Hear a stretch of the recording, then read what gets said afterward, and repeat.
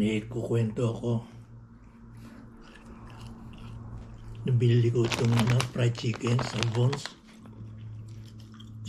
Isa lang item. Punta ako sa self-checkout. Binayaran ko, binaba ko dun sa bagging area. Itinulak ko yung cart. Wala ito. Tumaya ako sa loto. Nung alis na ako, sabi ko, may kumuha ng fried chicken sa cart ko. Hindi ko napansin. Balik ako dun sa self-checkout. Nakita raw nga nila, ibinalik dun sa deli. Nakuha ko. Pero hindi ito lang una. Yung isang beses naman, bag of oranges naman. Ibinaba ko dun sa, kasi hindi ko mabuksan yung pinto ng SUV. Dahil may dala akong wala akong cart. Binaba ko yung bag of orange para mabuksan ko yung pinto sa driver's side. Yun. Umalis ako. Munti ko nang matisod yung orange. Hindi ko na pick up, naiwan doon sa parking lot.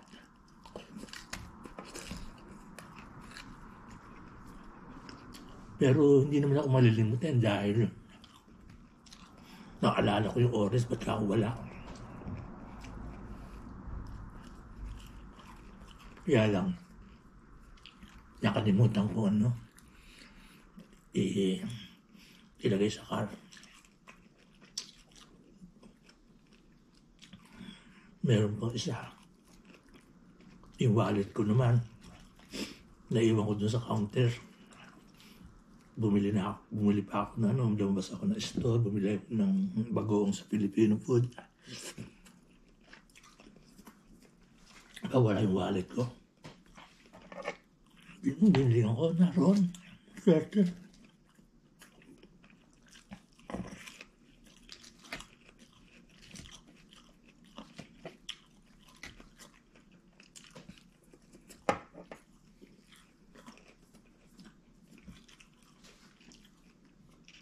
Alam pa naman siguro Alzheimer. Kasi pag nalimutan ko na tapakan yung brake, kung nagdadrive ako, yun, malala na yun.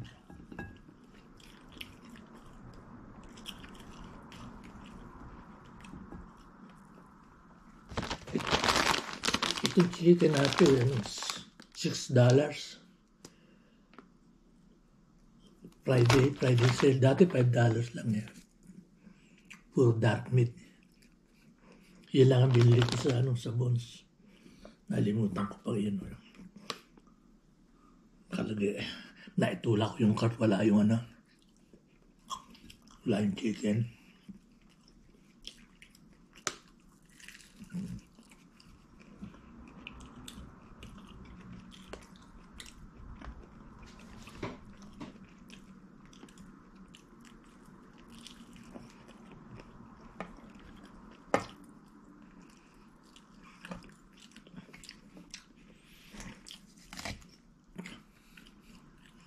Ito lang ang lunch ko. Salad saka fried chicken.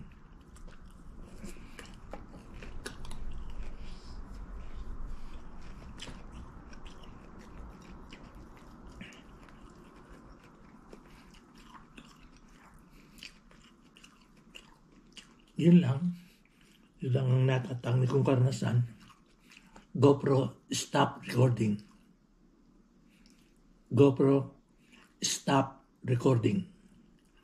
GoPro, stop recording. Pagkatapos kumain, ito namang mag-i-inject ng insulin.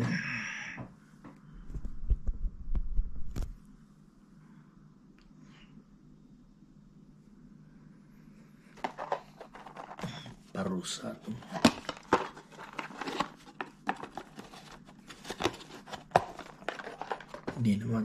Hindi naman bumababa ang blood sugar. Pareho rin. Bahala na.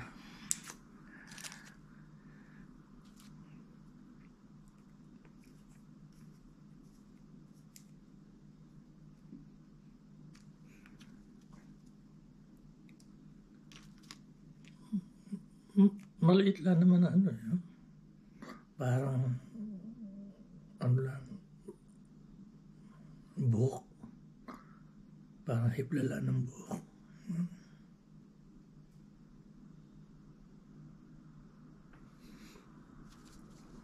Pero minsan masakit. Pag siguro tumama sa nerve.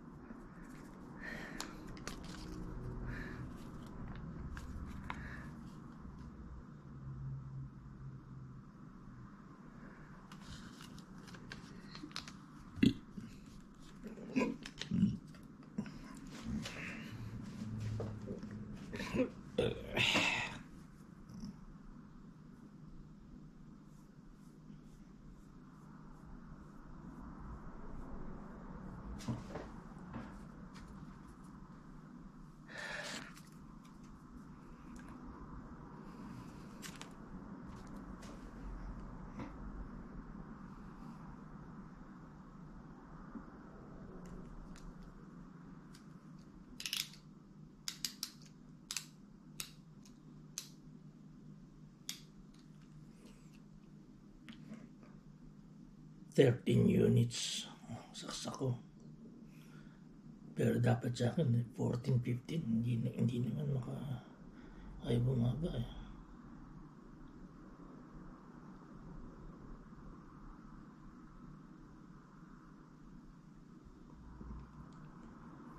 Pag naglalakad ako, yan, bumababa ng mga 20, 40 points. Kaya lang,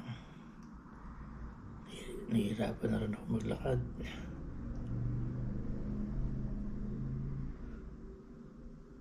Para ako madadapa.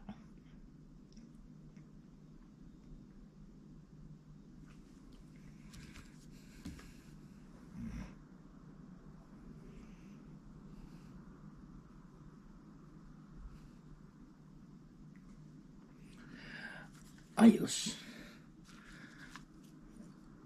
Wala na naman.